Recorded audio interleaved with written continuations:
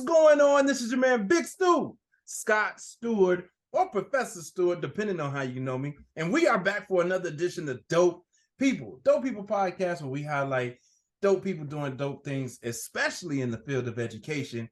And tonight we are not letting you down. We have another dope guest on our show. AP, Assistant Principal Jacques Edwards is in the building, y'all. Welcome to Dope People, Jacques. How are you, sir? I'm doing well. Thank you very much for having me, Scott. Awesome. Before we get started, let's give the people, an insight to who you are and how you made it to Dope People. So let me give them your overview, your bio. Assistant Principal Jacques Edwards is an educator, seeker of knowledge, encourager, and father, proud father. Jacques is daddy to the fiery four: Tyler, Leah, Emily, and Noah. He is the husband to Natasha Edwards of 10 years, at least. He's been in education for 8 years. 6 of those years were spent in the classroom, where he served as a high school teacher, 4th grade ELA teacher, and an 8th grade ELA teacher. Jacques started his school leadership career as a grade level chairperson.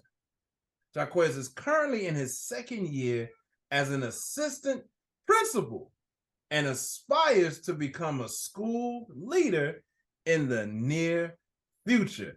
AP Jacques Edwards. Wow.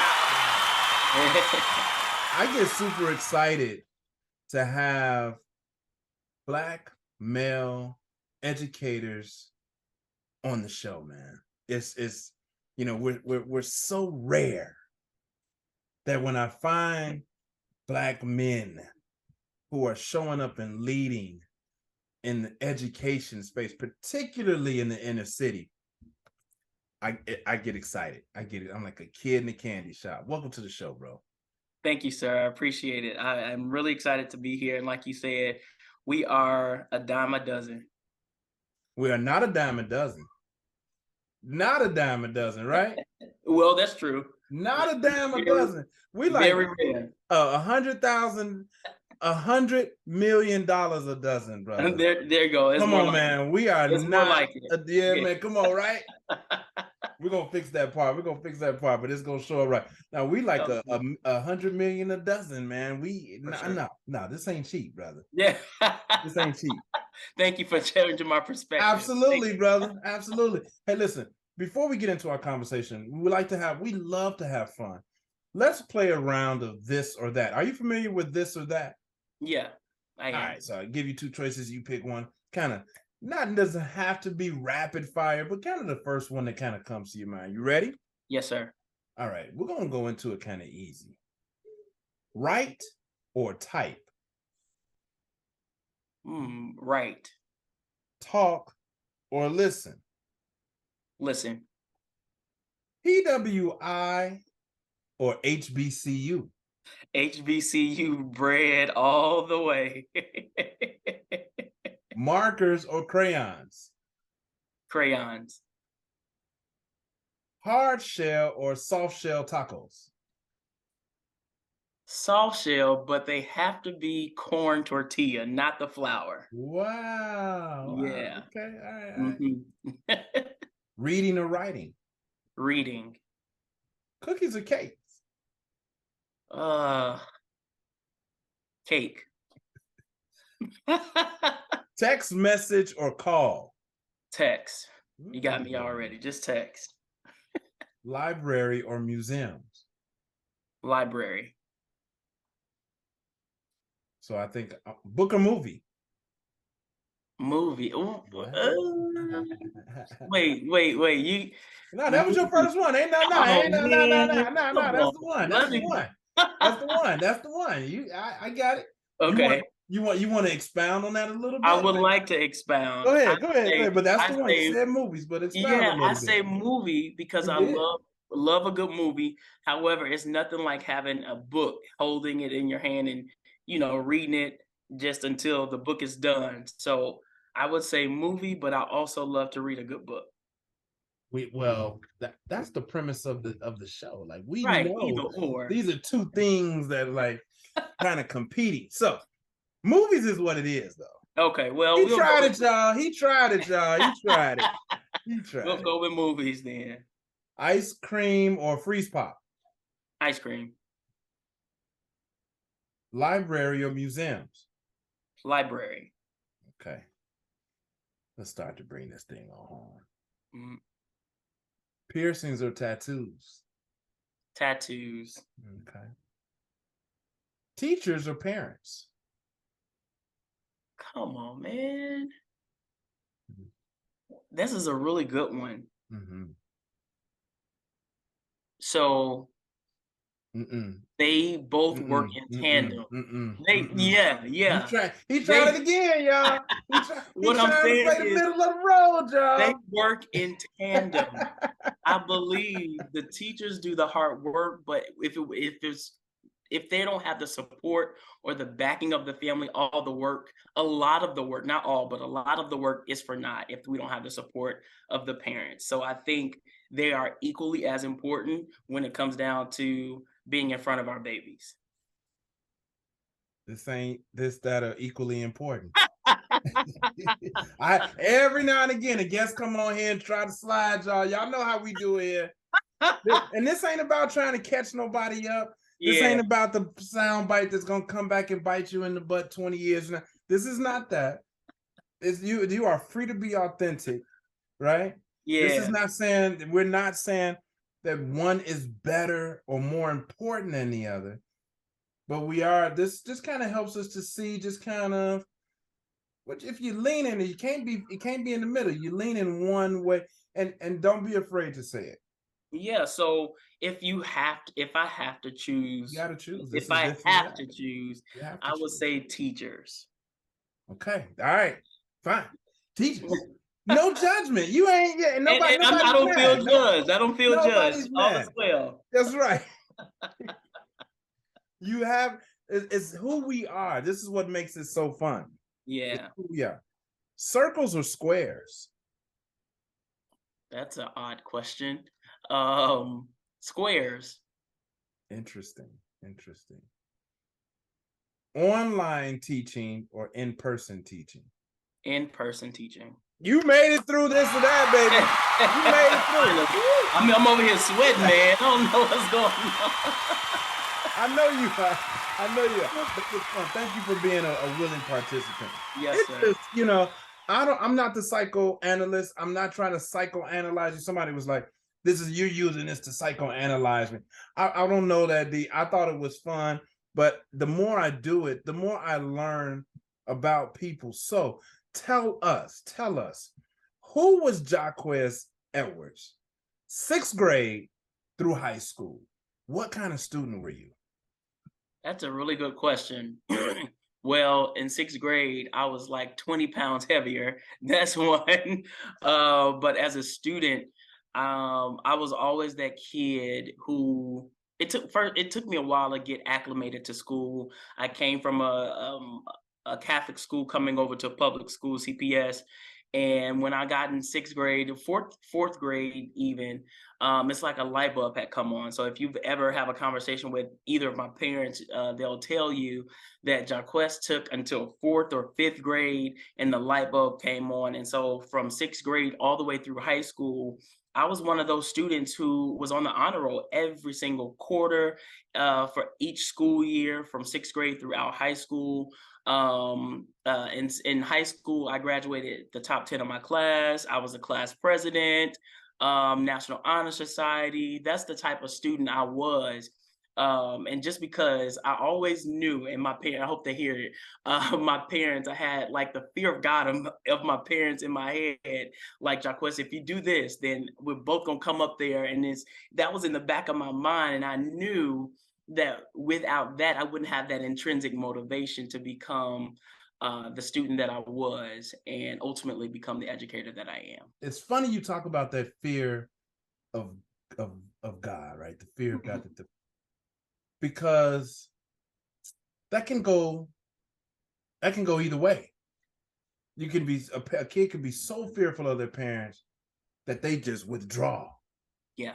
God forbid I mess up and my parents come up here, or I disappoint my parents. So I don't want to do anything extra because I just don't want the fear of messing up. You went the other route. That fear motivated you to excel. Uh, do you see that? And so you're an AP, you're an assistant principal now. Middle school, high school, elementary school, high school, which one? Middle school. Middle school. Mhm. Do you see some of that fear holding some students back in the classroom today? Or how is the parental role showing up for your learners today? Well, that's a really good question. I think just from observing being in the classroom now, and then having that connection with those students, the parental influence is little to none compared to where it was when I was growing up. And so there are a select few of students who have that influence of the parent or some form of family member at the house where, like you said, the fear in a way propels them to excel or keeps them accountable for the things that they do by way of misbehaviors or by way of like, oh, I'm going to be, my parents or my family is going to be proud of me because of the great work that I've done. Now, of course, there's duality to the fear of God, as we mentioned. And I can also see where students not withdraw, but rebel, right, against Mhm, the mhm, fear that their family has instilled in them. And mhm. it's like, well, I'm going to get in trouble at home anyway. Why not turn up while I'm at school? You know? And that's that in a nutshell, it's like a lack of support from the families. And so it's like it turns into a babysitting service, if you know, for Yeah, lack yeah. of better words. It's like, okay, so now the problem is off my hands and now I'm giving it to you, and you have this problem. They're referring to their baby from 7:30 to 3:30, you know? So I see that duality in the term of fear of God. Yeah. Did you always know that you wanted to be a teacher? How did you get into education? That's man, being in CPS from first grade all the way through high school was an experience for me. I enjoyed my time. In retrospect, I enjoyed it.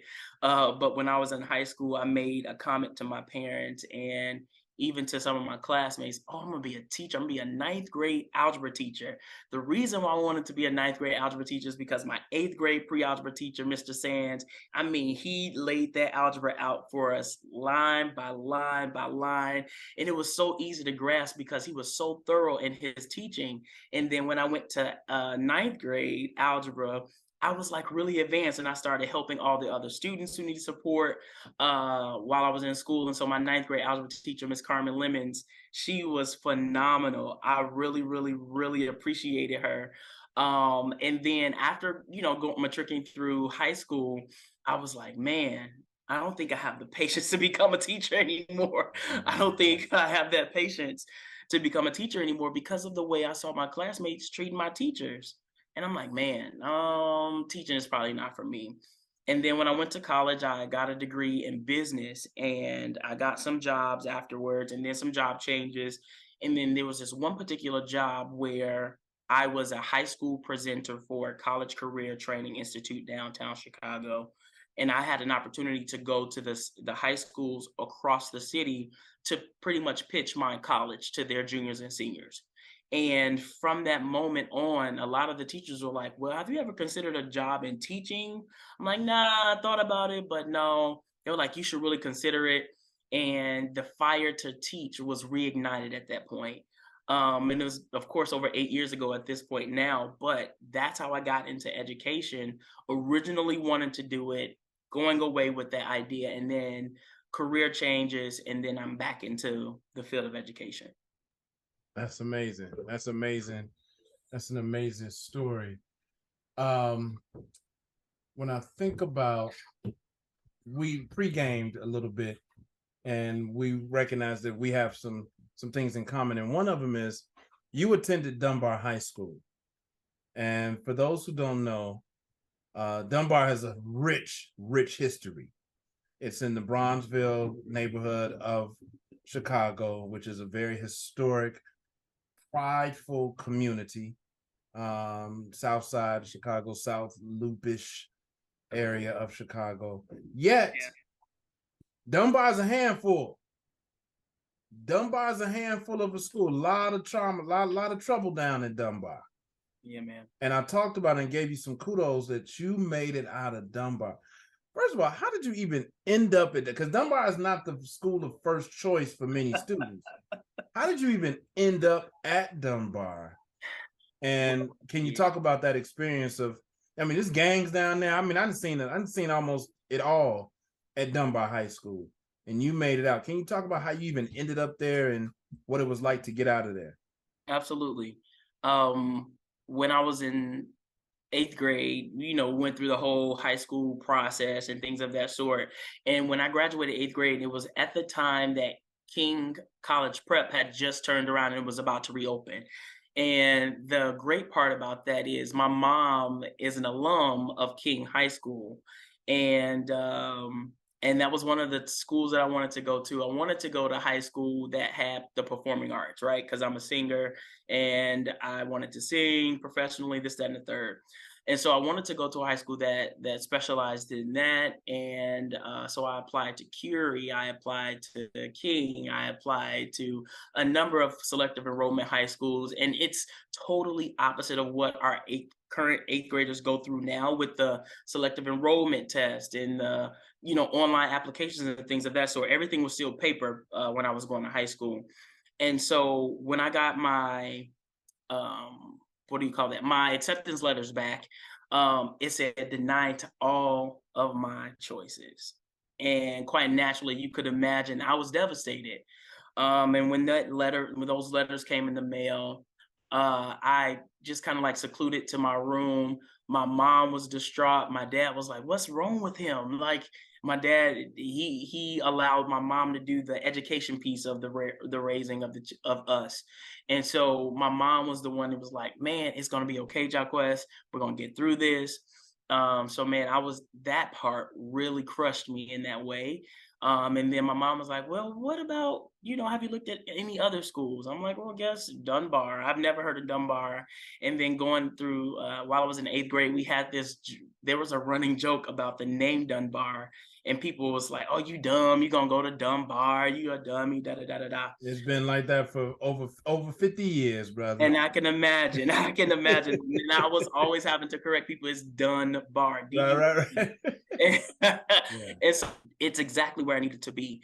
I was afforded so many opportunities while being there at Dunbar.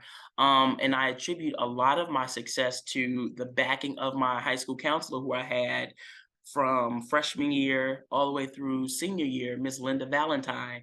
And she stayed on my neck, like, apply to these scholarships, do this, do that.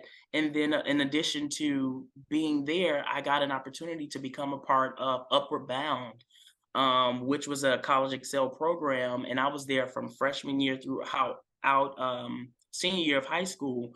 And all of those doors that opened up while being a part of that program, I was able to choose my college because I went to college tours with Upward Bound, and I wouldn't have been exposed to a lot of things had I not, one, gone to Dunbar, two, got a part of Upward Bound by way of being a student at Dunbar.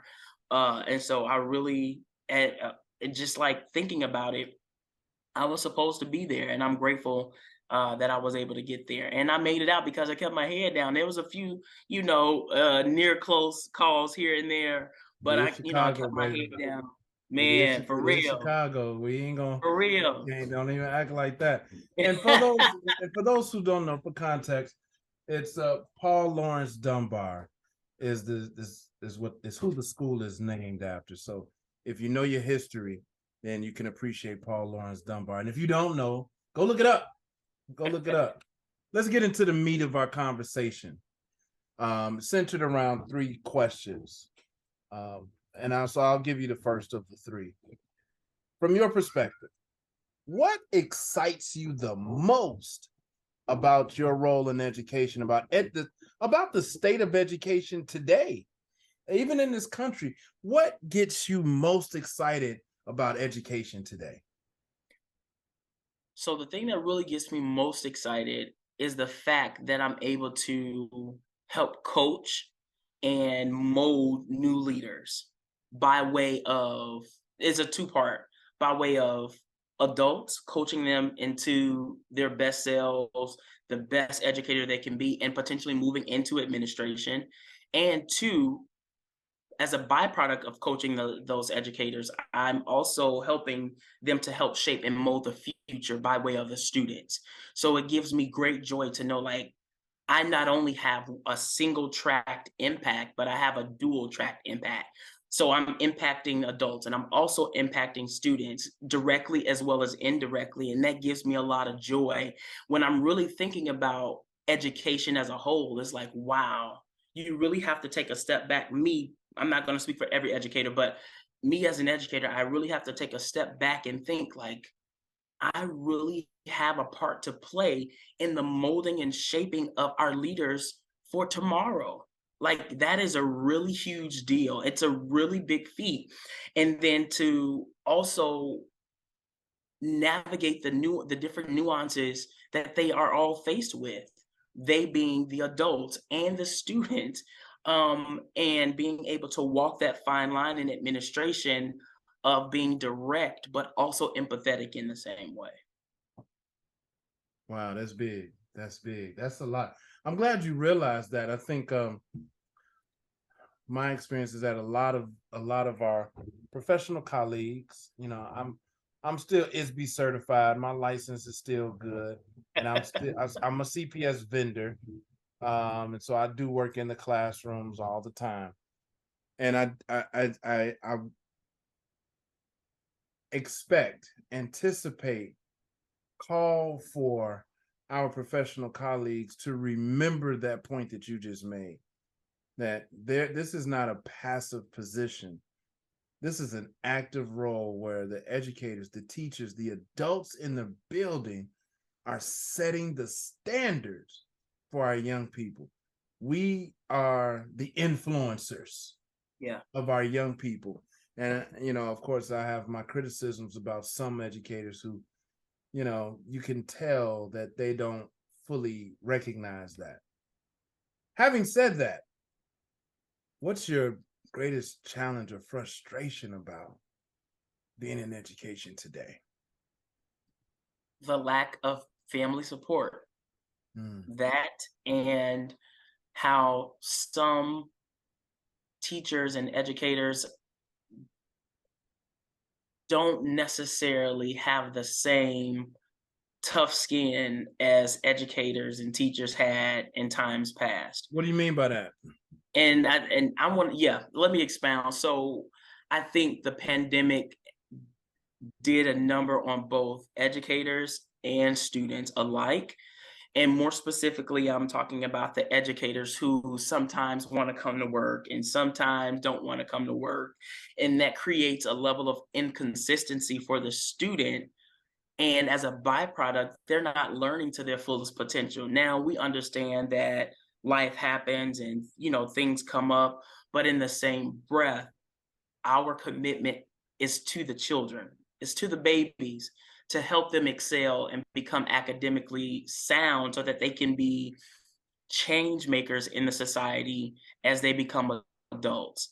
And that is my biggest frustration, because it's a lot of the mindsets, I believe it's me centered. It is all centered around me, me, me. And it's like, well, I'm tired, so I'm not coming in, or I don't feel like it, so I'm not. You know what I mean? It's very me driven, it's not team oriented. And that's a really big frustration for me. Yeah, I can see that. I, man, this is heavy. You bringing out some things in a way that I haven't been touched in this format in a while, at all, actually, especially talking to my male counterpart, right? And so the educators in the building, this is a taxing job. And so you have some folks who need to take that time for self-care, because if they don't, they're no good in the classroom. Now, we're talking about the people that care, right? Yeah. Now, there are only a handful of superheroes in every building, and maybe you can get 5 superheroes together in one building. I was one of the superheroes. When I was in the classroom, when I left CPS, I had 198 days. I didn't take days off. I didn't get At the time, I didn't get ill. I didn't get sick, so I didn't get tired. You know what I mean? It's like I woke up super excited to get to the building. There wasn't no days off, right? I'm not trying to act like I was the perfect teacher. I wasn't. But when it came to that, uh, but I understand those teachers, and I was the guy that would say, man, you got them days, use them, because you got to be well. It makes no sense for you to be in here yelling at kids, frustrated by kids, or your colleagues for that matter. Take your time. The kids, because we have to, what are we teaching the kids about self-care, teamwork, learning objectives, community, and what I'm getting at is, I think that sometimes we forget that we adults have mental health challenges. We have physical challenges. Like, we got stuff too, and you want them to take care of themselves. And I think that's an area where leadership has to continue to grapple with. How do you give the adults in the building the same level of compassion that is expected to give to the learners, the young people in the building? Because the adults ain't nothing but big kids at the end of the day. Ain't nothing but big kids, man. So that's interesting. If you could paint for us the picture for the future of education, or really not even the future of education, what you believe education should be,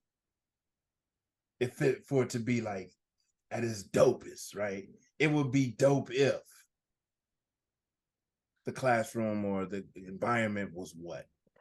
Yeah, I think it'll definitely be dope if the classroom had a space, and it doesn't matter what subject area it is, a space to choice read, right? And that could look different, of course, based on age groups, based on age group, and we want it to be age appropriate. I think a level of reading, like choosing to read, will help to instill that intrinsic motivation inside those students to read, right? Not saying like, oh, this is your time to read. You have to read 30 minutes and you have to read 15 pages by the time my 30-minute timer goes off, and that is it. You know what I mean? But giving them an opportunity to choose a book and then choose to get to that space and read. I also feel like education would be amazing if every teacher had an opportunity to be autonomous with their instruction, and had an opportunity to really have that, what did you call it, self-care within the day, right? So I work at a charter network where we have a teacher on prep every period, and I wonder if we have a shorter class time where teachers have an opportunity to have more prep, and then it also gives them an ability to be away from the children, refresh, rejuvenate, and then get back into the ground running. And that way that the teaching is fresh, that the way they deliver is fresh. They're not feeling burnt out. They're not feeling tired or weighed down. And so I think an opportunity to have more prep time in the day for teachers. And then as students become older, I really believe that them having specials at that crucial middle school stage is important, because they too need a break.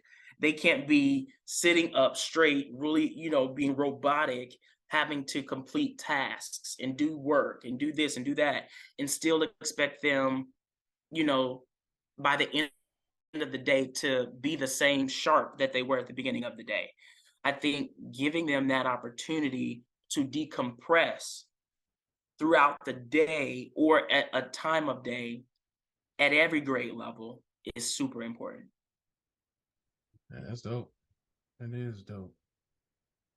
What is it that we haven't covered yet that you want to make sure you communicate to our viewers and our listeners? I mean, we're on every continent. We're in 49. We're in 49 different countries, all over the United States. Educators, from superintendents to principals to assistant principals to parents, teachers. What else would you like to communicate? Make sure that they hear from you today. Yes, so I think having a level of emotional constancy is critical in the realm of education. It does not matter your time or your tenure in the field of education, because there's always a student or a group of students who can get under that first level of the epidermis and just sit there, right? And rest on those nerves. However, practicing emotional constancy is critical so that you're able to handle the situation. There's a book that I read called The Four Agreements, and within those four agreements, one of them is not to take things personally. And I read that every single day. And I wish someone would have given me that book my first year of teaching, because man, I would have saved so many hours of being frustrated, mad, and all those things. Not to say that you won't feel those emotions. However, there will be a level of emotional constancy where you can deliver exactly what you need to do in the classroom, be it a classroom teacher or an administrator. You have to practice a level of emotional constancy so that you're consistent with your emotions, so that you're not taking anything personally, because 9 times out of 10, it's not personally. It's not personal. It does not come from the student to you about you.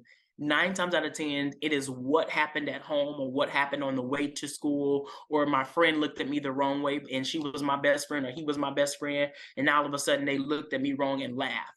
And now I'm upset, you know what I mean? So practicing a level of emotional constancy will help quell a lot of those situations where you have to be, the constant one, where your emotional state is at rest. So that would be the thing that I would like to add. What else is on the horizon for you, Jacques AP Edwards? What can we expect from you over the next 5 years or so? So over the next 5 years, I'll be a school leader within the next 5 years. I will. Yeah. In the words of the great Dr. Ashina Baez, speak what you seek until you see what you say. That's amazing. Yes, I will be a school leader within the next 5 years. I'm actually going to be starting my principal certification program in January. So I'm excited about that. So on the lookout for me. I am a product of CPS. I don't know if I mentioned that, but so yeah, a lot of good things are in the works for me. Okay. All right. Well, look, we're about to get out of here, man. It's our time. But before we go, we have to thank our sponsor, poolofmusic.com, a brand new music platform for new and emerging artists to get heard. So there's about 100 different artists, thousands of songs of music that you've never heard before. What I want to do today is I want to play a song from you from the platform, and we want your honest feedback about the song. We'll just play a little bit of it. You've probably have never heard it before. We'd be quite surprised if you had. But and actually that would be a good thing, is like, oh, I heard this and I love it. But we're pretty sure that it's probably something you've never heard before. And we just like your honest, quick feedback. Can you do that for us? I can. All right, cool. Not Responding by Say Less. And you can catch this at poolofmusic.com. Check it out.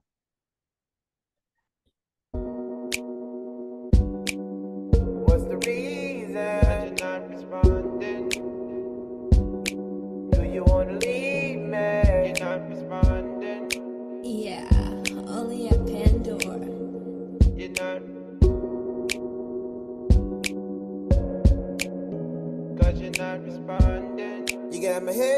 around. Why it should be up in the clouds? You're not responding. Spin my head round and around. Why it should be up in the clouds? You're not responding. I'm focused on the wrong shit. Addicted to the pain, I wanna quit. You're not responding. My love, give mileage. Please acknowledge. You're not responding. I need a coach that's so cold. When shit hit the fan, you wanna go. You're not responding. Tell me off to make me feel low.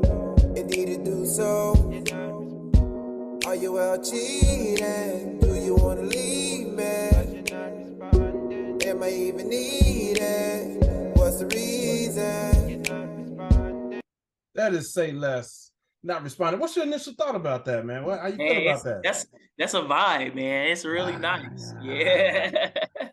Wow. Yeah, you can sit out on the porch and just listen out to that, man. That sounds real good. It's like real chill, real mellow. You can listen to that all day. That is Say Less from poolofmusic.com. Go check it out. We can explore other artists. There's a ton of great music out there and a bunch of songs out there from Say Less. We believe if you like that one, there's more in store for you. A.P. Edwards, Mr. Jacques Edwards, you are officially dope stamped, my brother. And look, thank you. You already came to us dope, so it ain't like we made you dope. We just agree with the energy and the vibe. They said you was dope. You came through. You laid it down. You are dope, brother. And so we look forward to hearing from you more in the future. Hopefully we'll be able to do some work together, but keep doing what you're doing for those young people out there, man. We really appreciate the work that you're doing, and we wish you the absolute best, brother. Thank you, man. I really appreciate this, and I look forward to speaking with you in the near future. And to all of our listeners, you already know what it is. Until next time, everybody, peace. See ya.